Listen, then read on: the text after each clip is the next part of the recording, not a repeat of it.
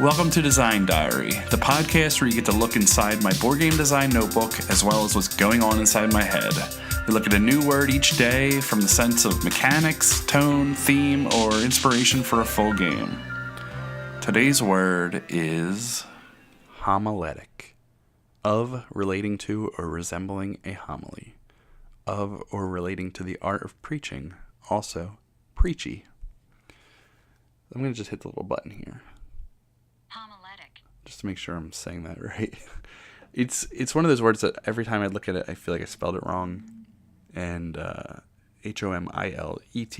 It doesn't flow as naturally as some others.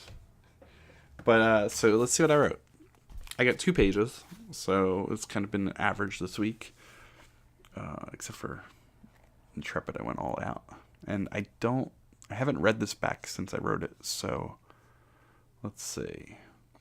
Let me just read from it. What is a homily? That was kind of the first thing I wrote. It's a short sermon or lecture.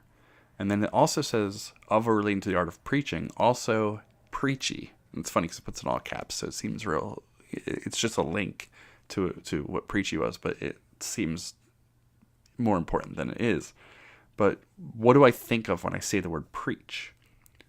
So preaching can generally go 2 ways. You're either talking to a group that is interested in what you're saying, and sometimes people preach to a group that is not interested. And when you look at it from a sermon or lecture, there's usually a lesson to be learned. So it sort of goes 2 ways. There's a lesson that wants to be learned and a lesson that doesn't want to be learned. So I thought that was interesting. But what is the goal of a homily? It's to teach a lesson through communication.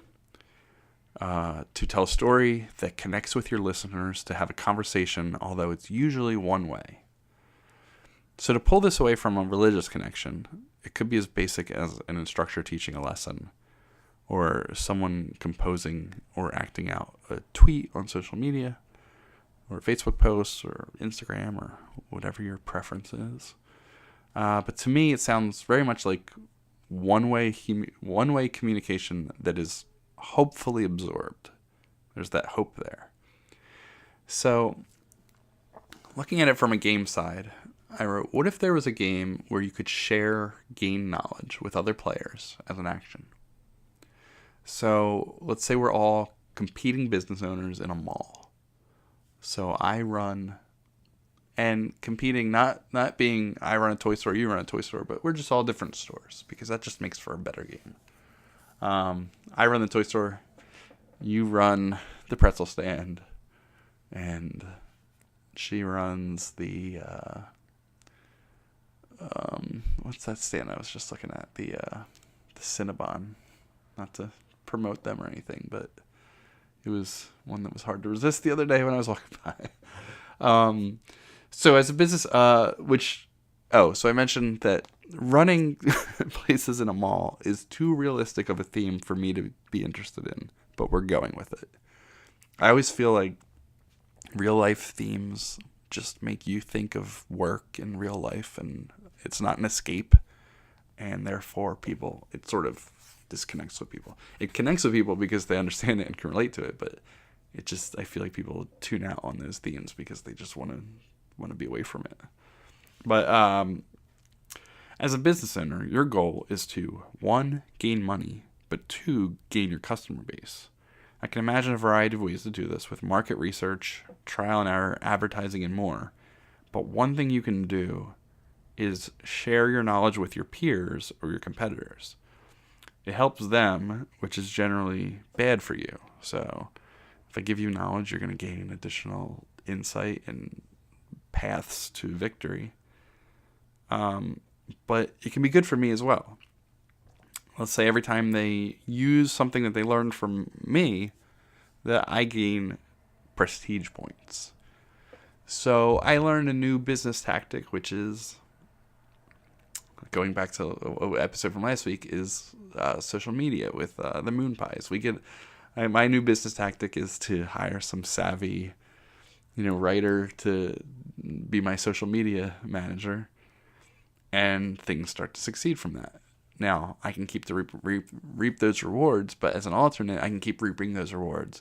But introduce to you running the pretzel stand, you might need a social media manager to pretend like they're a talking pretzel. So if I introduce that to you and you take it, I'm going to get some prestige points. If you benefit from it. Not, I guess if you take it or if you benefit. Like if it works for you or even if you try it maybe.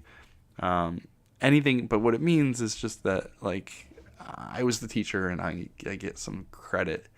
I become more known in the industry for being the first to do that and the one to inspire and teach and mentor or whatever it is. But if I become the first to do things or the go-to for information, it can assist and negate bad things that come your way. So I didn't write much more on that, and I had a lot of thoughts on it, and for some reason I just didn't write it. But if something bad comes my way, I'm just going to talk this out. I can negate that by being a teacher. I think my intent on it was that I was promoting a positive atmosphere and I was positive in the industry and things like that. So I could use my prestige points to fight off the negative, you know. So like, let's say, I don't know, a customer has a bad day and I lose points for that reason. I can flash my, you know, social media card showing that I'm an instructor of social media or just a, you know, a prime, what's the first person, you know, I was an early adopter to social media, so it shaves off a little bit of the bad. And then my notebook says, so there it is, abstracted in a big way, but technically done, underlined. So yeah, it's technically done. It is abstracted in a big way because I started thinking of, you know, just religion from the start, you know, Avignon. I was going to do an expansion to Avignon, which is a button shy game that we did, if anybody knows it. But it ended up being the complete opposite of popes in the 13th century, and it's, you know, a pretzel stand in the mall. All right, thanks everybody. If you have anything for Homiletic, please share, and we'll see you again tomorrow. Thanks.